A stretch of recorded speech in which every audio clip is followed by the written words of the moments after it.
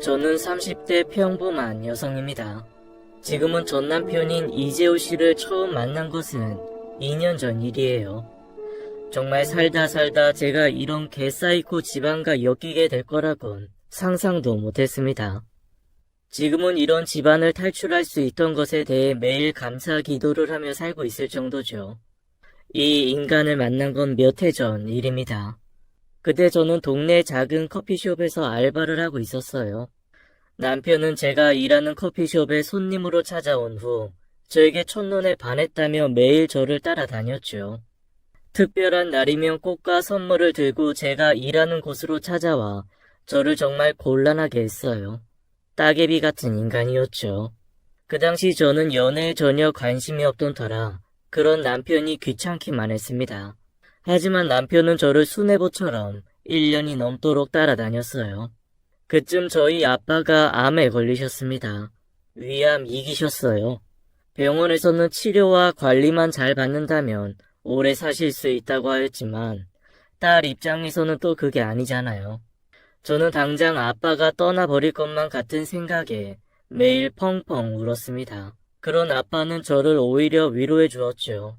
그러곤 저도 나이가 있으니 이제 결혼할 남자를 찾아서 자신에게 보여달라고 하셨어요. 아빠의 그 말에 저는 연애하는 사람도 없고 관심도 없다고 했지만 머릿속에는 저를 1년간 따라다니던 한 남자가 떠올랐습니다. 그리고 일주일 정도 지나고 엄청 추운 겨울날이었어요. 눈비가 내리던 날이었죠. 저를 따라다니던 남편한테 연락이 왔어요. 자기를 받아줄 때까지 저희 집 앞에서 기다리겠다는 내용이었죠. 실제로 창밖을 보니 남편은 꽃을 들고 눈비를 맞으며 서 있었습니다. 그렇게 밤새도록 그 자리에 서 있는 그를 보니 저도 마음이 흔들렸고 결국 남편의 마음을 받아주었어요. 그렇게 저희는 8개월 정도 연애를 하고는 결혼을 했습니다. 연애를 하는 동안 남편은 저에게 정말 잘해줬습니다. 제가 꼭 공주가 된 것처럼 작은 것 하나도 나서서 해주었죠. 그런 그 사람의 지극함에 저는 남편과 짧은 연애를 하고 결혼을 했습니다. 또 다른 이유로는 아빠에게 어서 안정된 가정의 모습을 보이고 싶었던 생각도 있었죠. 시부모님께서는 동네에서 작은 오리고기 구이집을 하시고 있었습니다. 시어머니께서는 연애 때부터 저를 마음에 들어 하지 않았어요. 자신의 금이야 오기야 키운 아들이 저를 공주처럼 대해주니 그게 마음에 들지 않았나 봅니다. 무엇보다 자기 아들이 1년간 저를 따라다녀 연애에 성공했다는 이야기를 했을 땐 살기가 느껴질 정도로 무섭게 저를 째려보셨죠. 그 이후 저는 남편에게 시어머니가 있을 때는 절대 저에게 잘해주지 말아달라고 부탁할 정도였습니다. 저희가 결혼한 직후 시어머니께서는 저에게 오리고기 가게에 나와서 이 일을 하라고 하셨어요. 예, 며느리야. 너도 이제 우리 집 일원이 되었으니까 집에서 놀고만 있지 말고 가게에 나와 일 좀 거들어라. 네가 나와서 일을 하면 사람 한 명을 덜 써도 되는데 그럼 그게 인건비가 얼마냐? 내일부터 당장 가게로 출근해야 한다. 저는 그런 시어머니에게 알겠다고 말씀드렸지만 남편은 옆에서 시어머니에게 말대꾸를 하였죠. 엄마, 우리 이제 신혼인데 한참 즐길 시간에 왜 우리 와이프를 가게로 불러들여? 그냥 지금처럼 아줌마들 쓰면 되잖아. 그리고 우리 와이프 힘 약해서 그런 일 못해. 맞다. 또 인건비가 줄긴 왜 줄어? 와이프가 나가서 일해주면 우리 와이프한테도 월급 줘야지. 어머 이놈 봐라. 벌써부터 치 마누라 편드네. 야, 같은 가족끼리 무슨 월급을 줘? 우리 집 가게가 잘 되면 다 너희가 좋은 건데 무슨 월급을 받아가? 어머니, 제가 내일부터 나가서 일 도울게요. 여보 걱정 마요. 저 어려서부터 이런저런 알바 많이 해봐서 식당 일도 잘할 수 있어요. 저의 대답에 남편도 따라주었지만 시어머니께서는 그런 제가 마음에 들지 않은지 계속 째려보셨습니다. 그렇게 저는 결혼 생활 1년간 시어머니 가게에서 일을 했어요. 결혼을 하고 한동안은 남편이 가게로 나와서 제 일을 도와주었죠. 시어머니가 제게 과할 정도로 일을 많이 시켜 제가 할 일이 너무 많았거든요.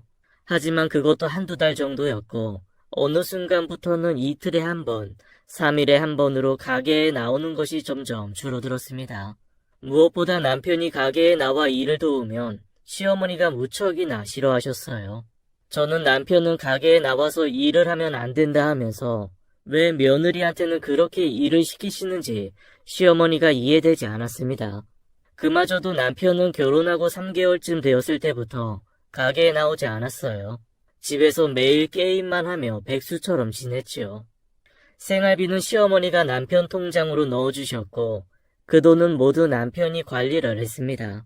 저는 가게에서 일을 했지만 돈 구경도 못 해보았어요. 어느 날 밤늦게 일을 마치고 집으로 들어갔습니다. 우편통에는 많은 우편물들이 있었고 저는 제 핸드폰 청구서를 열어본다는 것이 실수로 남편 핸드폰 청구서를 열어보았습니다. 그런데 그곳에는 깜짝 놀랄만한 금액이 청구되어 있었습니다. 소액 결제 내역을 비롯한 그달 남편의 핸드폰 비용이 무려 70만 원이나 나와 있었어요. 저는 놀란 가슴을 진정시키며 다른 우편물들도 찾아보았고 떨리는 마음으로 남편 카드 청구서도 열어보았습니다. 그곳에는 더 놀라운 금액이 적혀 있었어요. 전달 카드 요금을 무려 2천만 원이나 사용했더라고요. 상세한 내역을 모두 살펴보니 남편은 그 큰 돈을 모두 게임에 쓰고 있었던 것이었습니다. 그 사실을 저는 남편에게 따져 물었고 남편은 그저 왜 자기 우편물을 함부로 뜯어보냐며 화를 낼 뿐이었죠. 저도 집에서 게임만 하는 남편에 대한 불만을 이야기하며 이제 모든 경제권을 제가 관리한다고 하였습니다. 하지만 남편은 말도 안 되는 소리라며 화를 내었습니다. 저는 그 다음날 바로 시어머니에게 이런 사실을 알렸어요. 하지만 모든 이야기를 들은 시어머니께서는 저에게 황당한 이야기만 하셨죠. 그래, 네 이야기 알았다. 내가 희석이한테 잘 이야기하고 따끔하게 일러두마. 그런데 네가 경제권을 맡는다는 건 말이 안 되지. 희석이가 그래도 내가 늙었을 때 앞으로 이 가게를 이어받을 아이인데 어떻게 넌 벌써부터 시애미 재산을 탐내서 나한테 그런 소리를 하는 거냐. 네가 자꾸 그렇게 나오니까 내가 널 예뻐하지 못하는 거야. 돈 관리는 계속 네 남편이 하게 해라. 하지만 어머니, 그이는 경제관념이 너무 없어요. 그리고 제가 일한 월급은 저한테 주시는 게 맞는 것 같아요. 또 그 소리 한다. 가족 일을 돕는데 월급이 어디 있어? 그 돈 합쳐서 다 너희들 생활비로 넣어주는 거잖아. 그리고 그건 우리 희석이가 관리하면 된다는데 넌 왜 이렇게 말귀를 못 알아듣냐? 어머니. 듣기 싫다. 어서 가서 설거지나 해. 저녁 장사 준비 안 할 거야? 결국 저는 남편에게 저희 집 경제권을 뺏어오지 못했고 그렇게 다시 가게 일만 했습니다. 남편은 그날 이후에도 크게 변하지 않고 게임에 빠져 살았죠. 조금 바뀐 거라곤 제 눈치를 보며 집이 아닌 PC방에서 게임을 하는 것이었습니다. 그러던 어느 날이었어요. 시어머니 가게 앞에는 6차선 도로가 있는데 그 도로 건너편에 큰 아파트 단지가 들어선다는 발표가 나왔습니다. 시어머니를 비롯한 주변 상가 사람들은 모두 그 발표를 반기며 엄청 기뻐하였죠. 건너편 주변이 개발이 된다니 당장 상가 가치가 높아지는 것은 물론이고 대단지가 완성되고 나면 손님이 엄청 늘어날 테니 기뻐할 수밖에 없었죠. 그 소식에 시어머니는 당장 가게를 확장해야겠다며 저희 오리고기집 옆에 있는 횟집을 인수하려고 했습니다.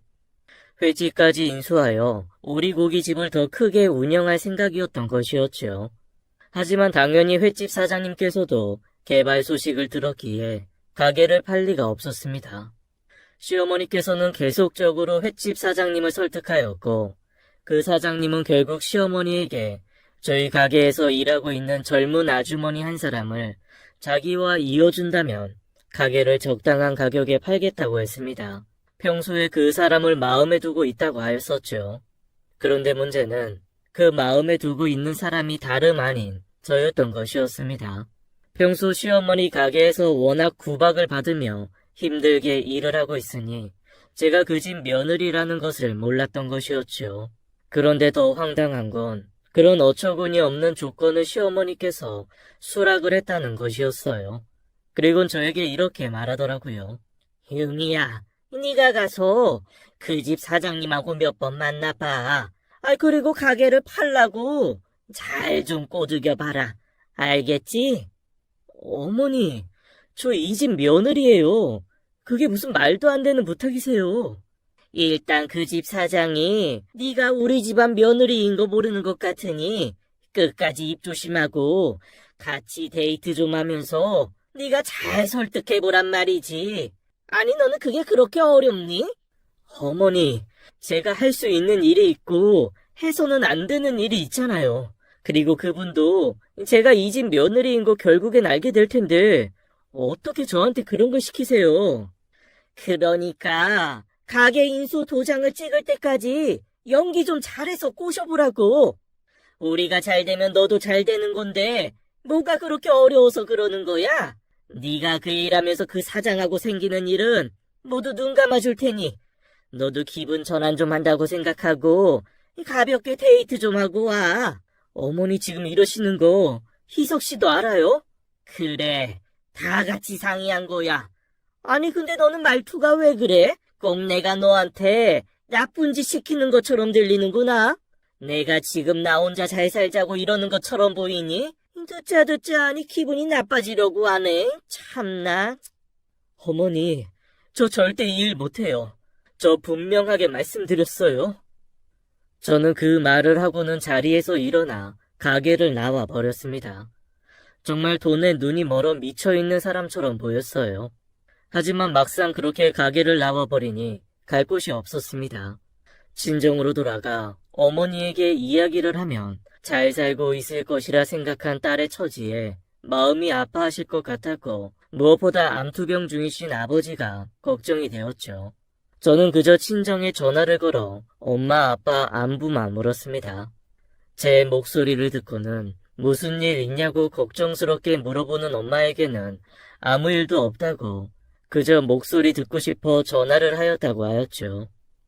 그렇게 엄마 목소리를 듣고 갈 곳이 없는 저는 해가 지도록 공원을 걸으며 돌아다녔습니다.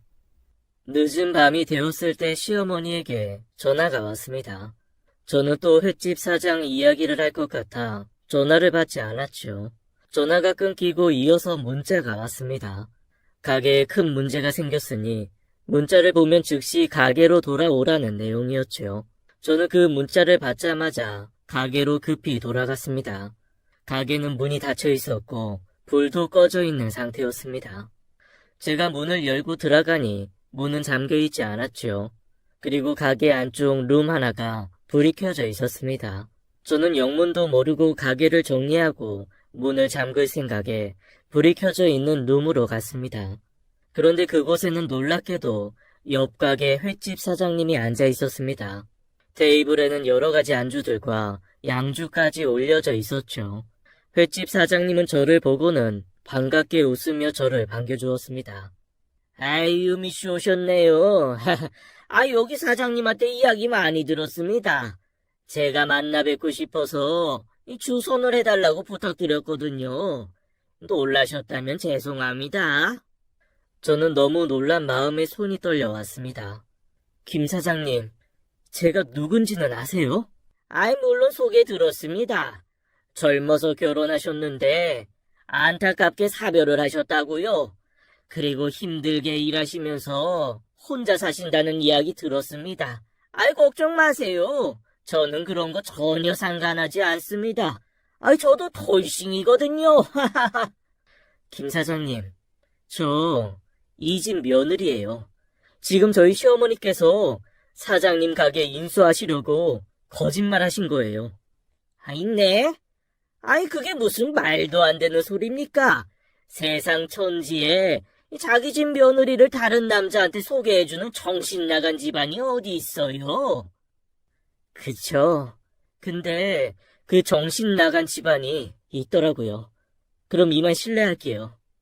저는 그 말을 하고는 그 자리에서 서둘러 나와버렸습니다. 평소 시어머니가 저를 힘들게 일시키고 나쁘게 말을 했어도 그저 아들을 너무 아껴하시기에 저를 미워하는 분이라고만 생각했지 이렇게까지 돈에 눈이 먼 탐욕스러운 사람인 줄은 꿈에도 몰랐습니다. 저는 이 일로 남편과 이혼할 생각을 하고 집으로 돌아갔습니다.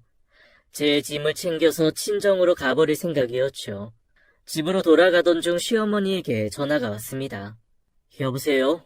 너 지금 미쳤니? 그 자리에서 그런 소리를 하면 어떡해? 지금 횟집 사장님 난리가 나서 나한테 전화했더라. 가게 절대 안 판다고. 아니 네가 다 된 밥에 코를 빠뜨려도 유분수지. 이게 뭔 짓이야? 어머니, 미친 사람은 제가 아니에요. 거울 좀 보세요. 지금 이게 뭐 하시는 거예요? 아니 너 지금 시어머니한테 그게 할 소리냐? 네가 나를 가르치려 들어? 너 어디야? 아주 버르장머리를 고쳐놓을 테니. 저 어머니랑 이제 할 말 없어요. 희석 씨랑 이혼할 테니 그렇게 아끼시는 아들이랑 가게 잘 운영하세요. 저는 그러곤 전화를 끊어버렸습니다. 그 이후 저는 집으로 걸어 돌아왔습니다. 우편함에는 이것저것 많은 우편물들이 있기에 집을 나가기 전에 제 우편물만 챙길 생각으로 뒤져보았습니다. 그런데 한 가지 우편물이 제 시선을 사로잡았어요. 남편 이름으로 법원에서 참고인 조사 통지서가 와 있었어요.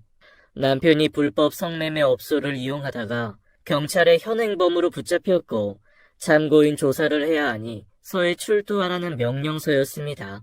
저는 이 집안 사람들에 대해서 더 이상 놀랍지도 화도 나지 않더라고요.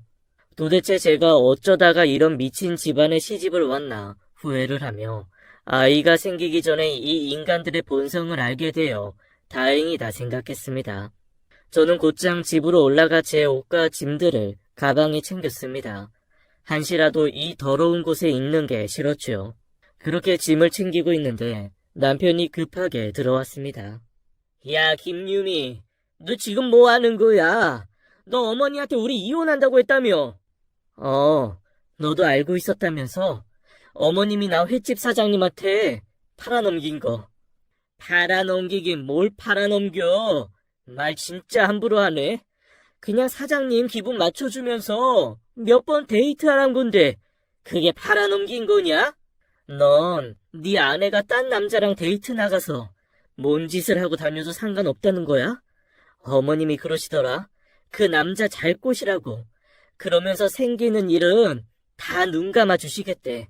내가 꽃뱀이니? 말 참 막한다. 그게 다 우리 가족 잘 돼보자고 하는 거 아니야. 우리 가족? 너랑 니네 엄마가 잘 돼보자고 나 이용하는 거겠지. 됐고, 나 이제 더 이상 너네 집이랑 엮이는 게 역겨워. 더럽다고. 이제 너랑 못 살겠으니 조용히 이혼이나 하자. 뭐 더러워? 이게 미쳤나? 그래 더러워. 아, 너 성매매한 거 걸렸더라. 다음 주까지 서해 출두하래. 진짜 가지가지하는 집안이다. 뭐? 아, 그거 유미야. 아이, 남자가 밖에서 일하다 보면 그럴 수도 있는 거지. 뭐 그렇게 확대 해석해. 유미야, 내가 진짜 미안해. 앞으로 너만 바라보고 내가 정말 잘할게. 엄마한테도 이야기해서 횟집 그 일은 없던 일로 할게. 진짜 미안해. 내가 무릎 꿇고 이렇게 빌게. 유미야, 나가지 마. 참, 며느리한테 꽃뱀일 시키는 시어머니나 백수로 놀고 먹으면서 성매매하는 그 아들놈이나 같은 핏줄 맞는 것 같다. 역겨우니 이제 그만 말하자. 그리고 저는 챙기던 짐을 마저 가방에 넣었습니다. 그때 눈앞에 불꽃이 튀었고 순간 앞이 캄캄해졌어요. 그리고 잠시 정신을 잃었는데 거실 바닥에 쓰러지면서 다시 정신을 차렸습니다. 남편이 순간 주먹으로 저를 내려쳤던 것이었어요. 저는 거실 바닥에 나뒹굴고 있었고 남편은 그런 저를 무참하게 짓밟으면서 닥치는 대로 주먹을 휘둘러 폭행을 했습니다. 맞을 때마다 저도 모르게 신음소리가 헉헉거리고 새어나왔고 눈앞에 번쩍번쩍 불꽃이 튀었죠. 이대로 맞아 죽을 것 같다는 생각에 있는 힘을 다해 소리를 질렀습니다. 남편은 그 소리가 부담이 되었는지 이내 저를 때리는 걸 멈추었고 저는 그 틈에 짐도 모두 놔두고 몸만 도망치듯 빠져나왔습니다. 저는 그대로 택시를 타고 친정집으로 갔어요. 지금 생각해보면 경찰서로 가야 했지만 그때는 경황이 없었기에 당장 저를 도와줄 안전한 곳으로 가야 한다는 생각에 무작정 친정집으로 향했죠. 저는 친정집에 도착하자마자 울면서 엄마를 찾아 뛰어 들어갔습니다. 갑자기 울면서 뛰쳐 들어온 딸 모습을 본 엄마는 놀라서 저를 안아주었고 저는 엄마 품에 안기자 그제서야 안심이 되어 참았던 눈물을 펑펑 쏟아내었습니다. 그때 거실에서 무슨 일이냐며 급하게 묻는 남자가 있었어요. 정신이 없던 터라 집에 다른 손님이 있다는 걸 보지 못했습니다. 저에게 무슨 일이냐고 묻는 사람은 원준 오빠였어요. 원준 오빠는 제가 초등학생 이전일 때부터 오빠가 대학에 입학할 때까지 저희 집에 같이 살았던 오빠였습니다. 저에게는 거의 친오빠 같은 존재였죠. 원준 오빠의 가족과 저희 가족은 같은 교회를 다녔습니다. 원준 오빠의 부모님께서는 저희 부모님 사업이 망하여 금전적으로나 정신적으로 굉장히 힘들었을 때 자신들의 집까지 팔아 저희를 도와준 은인 같은 분이었어요. 그런데 제가 유치원도 들어가기 전에 교통사고로 모두 세상을 떠나셨죠. 원준 오빠는 그렇게 친척도 없이 혼자가 되었고 받은 은혜가 있었던 저희 부모님이 오빠를 맡아서 키워주었습니다. 저는 그렇게 유치원 때부터 오빠가 대학에 입학하여 집을 떠날 때까지 원준 오빠와 친남매처럼 사이좋게 지냈어요. 원준 오빠는 미국의 대학을 입학하였고 졸업 후 미국에서 작은 IT 회사를 차려 잘 나가고 있었다고 했습니다. 오빠는 미국으로 떠난 뒤에도 자주 연락을 하며 지냈었고 제가 결혼을 할 때도 미국에서 찾아올 정도로 왕래를 자주 하였어요. 오빠는 저희 아빠의 암 소식을 뒤늦게 듣고서는 이번에 급하게 한국으로 들어왔던 것이었습니다. 병원에 입원해 있으신 아빠의 암 치료에 대해 어머니와 거실에서 의논을 하던 중 제가 뛰쳐 들어온 거였어요. 그동안 있었던 일에 대해 저는 엄마와 원준 오빠에게 모두 설명을 하였고 제 이야기를 모두 들은 그들은 굉장히 분노를 하였죠. 엄마는 당장이라도 뛰쳐나가 시어머니 가게를 뒤엎으려고 하셨습니다. 하지만 그때 그런 저희 엄마를 원준 오빠가 막았어요. 지금 이렇게 가서 싸움을 하는 것보다 돈에 미쳐 있는 집안이기에 돈으로 죗값을 치르게 하자고 하였죠. 원준 오빠는 엄마와 저에게 몇 가지 계획을 이야기해 주었습니다. 원준 오빠는 다음날 바로 시어머니가 운영하는 오리가게 옆에 횟집을 찾아갔습니다. 그리고 가게 사장을 만나 가게를 사고 싶다고 이야기했죠. 바로 전날 저희 시어머니에게 당한 것이 있던 횟집 사장은 화를 내며 가게를 안 판다고 하였고 원준 오빠는 그에게 백지 한 장을 내밀며 원하는 가격을 적으라고 하였습니다. 횟집 사장님은 그런 오빠를 보며 가소롭다는 듯이 시세의 2배가 넘는 금액을 적어 보여줬고 오빠는 알겠다고 하며 그 가격에 가게를 사버렸습니다. 원준 오빠는 미국에서 좋은 아이디어의 IT 회사를 차렸어요. 그 어렵다는 미국 특허도 몇 가지 따내었죠. 오빠는 회사를 운영하면서도 굉장히 많은 돈을 벌었다고 하였습니다. 그리고 그 회사는 작년에 대기업의 인수합병으로 정리를 하였고 자신은 평생 써도 다 쓸 수 없을 정도의 큰 돈을 벌었다고 하였어요. 오빠는 횟집을 인수한 후 바로 그곳을 오리고기 가게로 바꾸었습니다. 그리고 고급스럽고 멋지게 새로 가게를 인테리어하였죠. 실력 있는 요리사들도 고용하였고요. 가게를 오픈 준비하는 동안 시가에서는 난리가 났습니다. 바로 옆에 오리고기집이 멋들어지게 오픈 준비를 하니 마음이 급해진 거죠. 처음에는 저희 가게를 찾아와 난동을 부렸습니다. 상도덕도 없는 놈들이라고 욕을 하였죠. 하지만 저희는 그런 시가 인간들을 만나주지 않았습니다.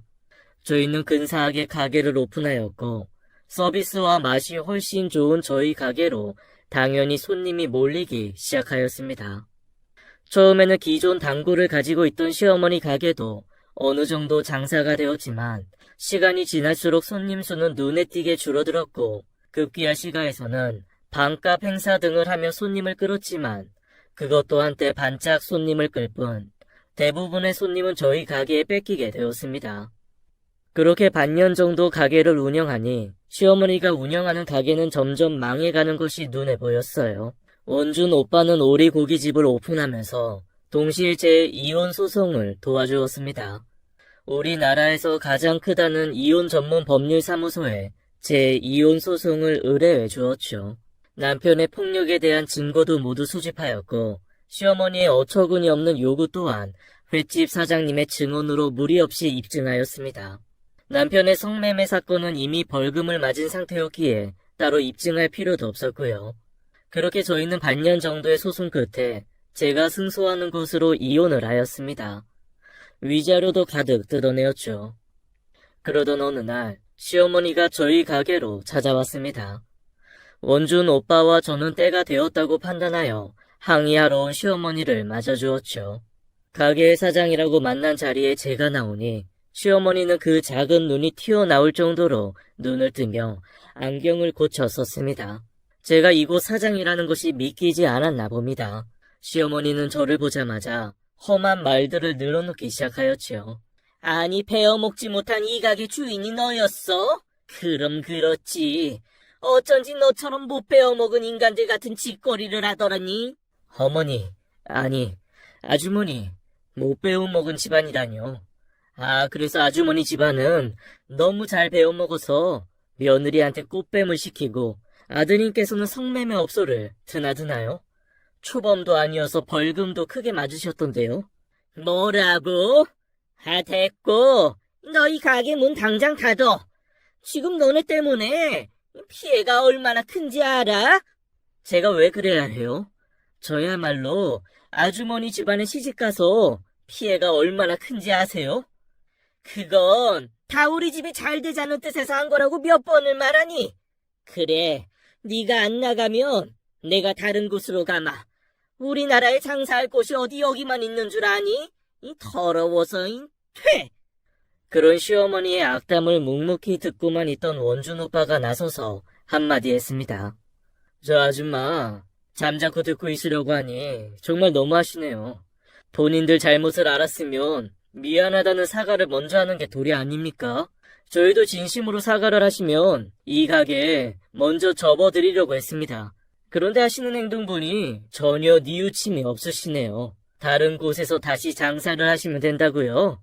잘 들으세요, 아줌마. 어디를 가서 새로 장사를 하셔도 제가 바로 옆에 똑같은 가게를 차릴 겁니다.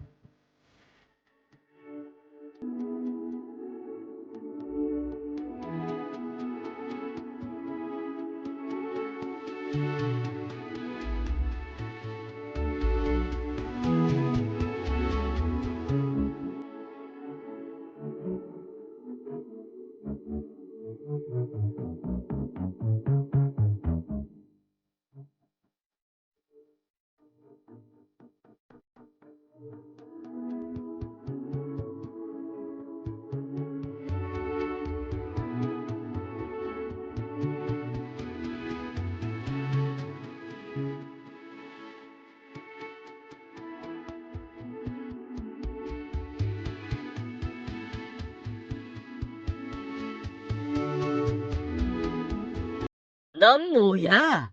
돈이 아주 썩어나 시나 보네. 아이, 돈 많으면 어디 해봐. 제 말 못 믿으시겠다고요? 어디 한번 해보세요. 제가 보여드릴게. 그 말을 들은 시어머니는 얼굴이 벌개져서 아무 말도 하지 못했습니다. 그리곤 자리를 박차고 나가버리셨죠. 그렇게 일주일 정도 지나자 시어머니는 전 남편을 데리고 저희 가게로 다시 찾아왔습니다. 그리곤 저를 보며 흐리가 너한테 상처를 줬다니 정말 미안하다. 나는 그럴 의도로 그런 게 아닌데 잠시 돈에 눈이 멀어서 너를 이용하려고 했구나. 그때 일은 정말 미안하다. 그래 여보. 아니 유미야. 결혼 생활 중에 내가 잘못한 거 모두 미안해. 그때 때린 것도 정말 내가 사과할게. 그땐 정말 내가 귀신에 씌었었나 봐. 당신같이 좋은 사람한테 내가 왜 그랬는지 정말 매일매일을 눈물로 반성하고 있어. 유미야, 내가 이렇게 무릎까지 꿇을게. 정말 미안해. 제발 우리 한 번만 용서해주라. 이렇게 말하며 두 모자는 제 앞에서 무릎을 꿇고 빌었습니다. 당연히 진심은 아니라고 생각하였지만 그래도 무릎까지 꿇으며 사과를 하는 모습을 보니 제 마음이 한결 가벼워졌죠. 그러면서 돈이 얼마나 좋으면 치욕적이게 제 앞에서 무릎까지 꿇고 사과를 하는지 그 모자가 측은해졌습니다. 저는 그런 그들에게 네, 두 분 사과 잘 들었어요. 가게 일은 오빠랑 상의해서 결정해 볼게요. 라고 하였습니다. 두 모자는 저에게 연신 고개를 숙이며 미안하다고 하곤 돌아갔죠. 저는 그 이후 원준 오빠에게 저를 이렇게까지 도와준 것에 대해 감사하다고 했습니다. 그리고 이제 저 사람들은 용서해 줄 테니 그만 가게를 팔아도 되겠다고 하였죠. 그리고 저를 도와준 것에 대해서는 평생 갚아 나간다고 하였습니다.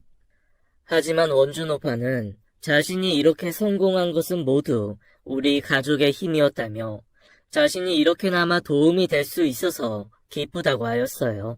그 이후 원준 오빠는 가게를 고급 한정식 집으로 바꾸었고 가게 명의도 저에게 넘겨주었습니다.